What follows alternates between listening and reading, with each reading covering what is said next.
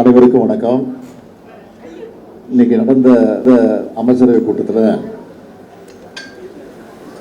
நிதி அறிக்கை குறித்து பல்வேறு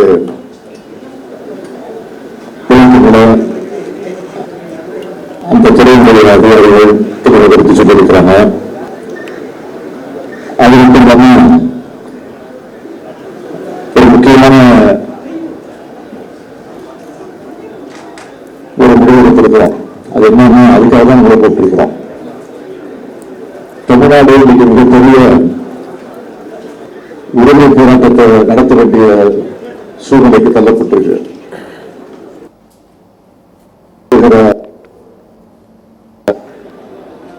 அனைத்து கட்சி கூட்டம், அதாவது பதிவு பெற்றிருக்கும் தேர்தல் ஆணையத்தில் ரெஜிஸ்டர் இருக்கக்கூடிய 40 கட்சிகளை அழைக்க முடிவு செஞ்சு இன்றைக்கு நாங்கள் அவர்களுக்கெல்லாம் கடிதம் அனுப்ப போறோம். எதுக்குன்னு கேட்டீங்கன்னா, தொகுதி மறுசீரமைப்பு விஷயமா போராட்டத்தை நடத்த வேண்டிய சூழ்நிலைக்கு தள்ளப்பட்டிருக்கு. ஆகவே வருகிற 5ஆம் தேதி அனைத்து கட்சி கூட்டம், அதாவது பதிவு பெற்றிருக்கும் தேர்தல் ஆணையத்தில் ரெஜிஸ்டர் இருக்கக்கூடிய 40 கட்சிகளை அழைக்க முடிவு செஞ்சு இன்றைக்கு நாங்கள் அவர்களுக்கெல்லாம் கடிதம் அனுப்ப போறோம்.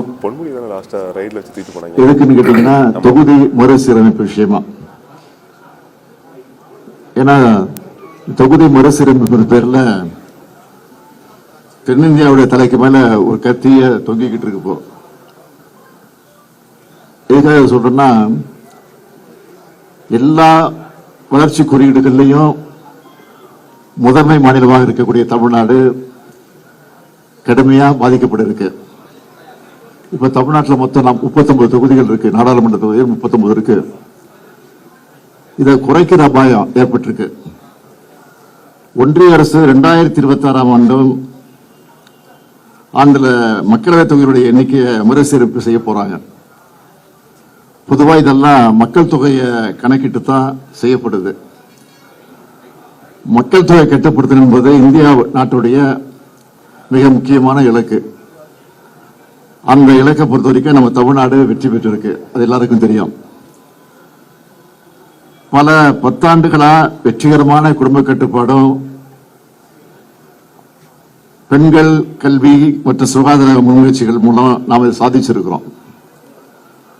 மக்கள் தொகை குறைவாக இருக்கிற காரணத்தினாலே நாடாளுமன்றத்தினுடைய எண்ணிக்கையும் குறைக்க வேண்டிய ஒரு சூழ்நிலை ஏற்பட்டிருக்கு. இப்ப நாடு முழுக்க இருக்கக்கூடிய மக்கள் அடிப்படையில் தொகுதிகளை பிரிச்சா தமிழ்நாட்டில் இருக்கக்கூடிய தொகுதிகளில் 8 தொகுதிகளை இழக்க வேண்டிய ஒரு சூழ்நிலை ஏற்பட்டிருக்கு.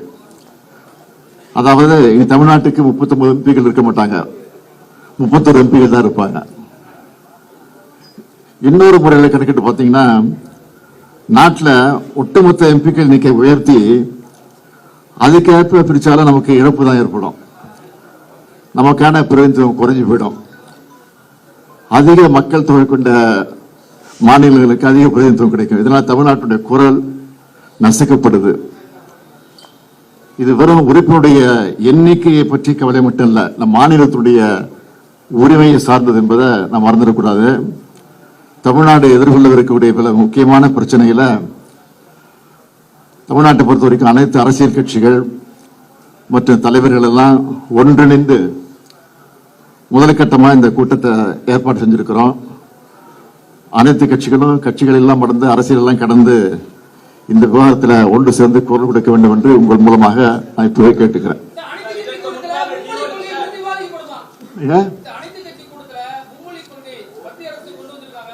அதாவது இது அனைத்து மும்மொழி கொள்கை மட்டும் இல்ல, நீட்டு பிரச்சனை, மாநில அரசுக்கு தர வேண்டிய நிதி பிரச்சனை, எல்லா பிரச்சனைகளுக்கும் நீங்க கேட்கிற மும்மொழி கொள்கை, இந்த பிரச்சனைகள் எல்லாம் தீர்வு காணணும்னா நம்ம எம்பிக்கள் அதிகமா இருந்தால் தான் குரல் கொடுக்க முடியும். ஆக அதுதான் முக்கியத்துவம்.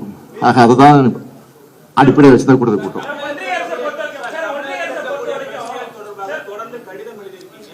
அரசியல் கட்சி தலைவர்கள் எதுக்கு? அதுதான் அதுக்கு தொடர்ந்து கொடுத்துக்கிட்டு இருக்கிறோம். இது வந்து ஒன்றும் பதில் கிடைக்கல, ஒன்றும் பதில் கிடைக்கல, அமைதியாக தான் இருக்கிறாங்க.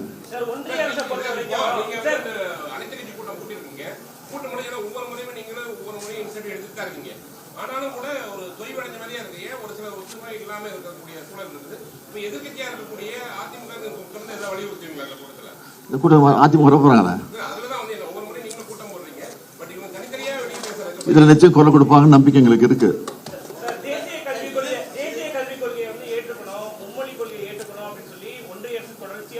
சொல்லிட்டு இருக்காங்க. தமிழ்நாட்டை பொறுத்த வரைக்கும் யாரும் சொல்லல, நிச்சயமா வித்துடுது. அதுக்கு நாங்க தயாரா இருக்கிறோம்.